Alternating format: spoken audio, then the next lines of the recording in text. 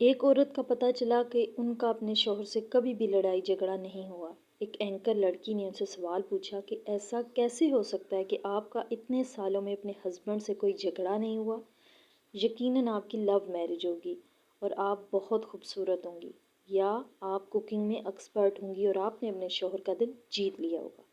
وہ خاتون مسکرائیں اور بولی، یہ تو بڑا آسان کام ہے، ایسا نہیں ہے کہ جن کی لو میرج ہو ان کے لڑائی جھگڑے نہ ہوں۔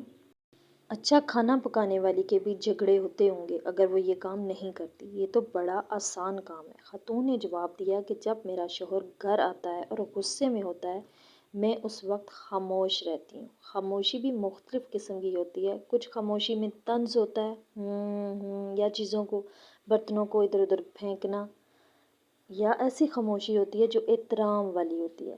میرا شوہر تو خوب اس وقت بولتا ہے، غصہ کرتا ہے، اونچا اونچا بولتا ہے، تو میں کیا کرتی ہوں، جب وہ چپ ہوتے ہیں تو میں صرف اتنا بولتی ہوں کہ آپ کی بات ختم ہو گئی، اور وہاں سے خاموشی سے نکل جاتی ہوں۔ ایک دم اینکر بولی، تو آپ ناراض ہو جاتی ہوں گی؟ وہ خاتون بولی، نہیں، یہ دو تلواری دھار کی طرح ہے، یہ اگر ایک بار شوہر بیوی سے دور ہو جائے نا تو پھر قریب نہیں ہوتا۔ شوہر بھاگا بھاگا رہتا ہے بیوی سے بھی اور گھر سے بھی۔ میں تھوڑی دیر کے بعد کیا کرتی ہوں کہ شوہر کے لیے ٹھنڈا پانی، جوس یا پھر موسم کے مطابق چائے لے آتی ہوں اور ہلکا سا مسکرا کے اپنے شوہر کو پیش کرتی ہوں، اور وہ بھی ہلکی نرم سی مسکراہٹ کے ساتھ میرے ہاتھ سے چائے لے لیتے ہیں، اور پھر پورے دن کی باتیں وہ مجھ سے شیئر کرتے ہیں اور بتاتے ہیں کہ باہر کیا ہوا اور کس چیز نے انہیں غصہ دلایا۔ اینکر بولی کہ یہ تو مکر ہے، دیکھا وہ کیسے آپ کو ٹریپ کر رہا ہے، پہلے اتنا غصہ اور پھر پیار۔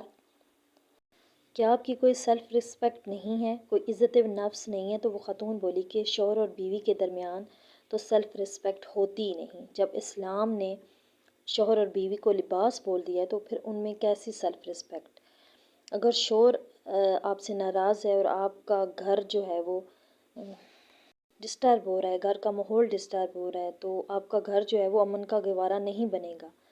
تو اپنی عزت نفس کو ایک سائڈ پہ رکھیں، اور جب آپ کا ہسبینڈ گھر آئے تو اس کو جو ہے نا خوشگوار سی مسکراہٹ کے ساتھ اس کا استقبال کیجیے، اسے ایک اچھا جو ہے وہ ماحول دیں گھر میں۔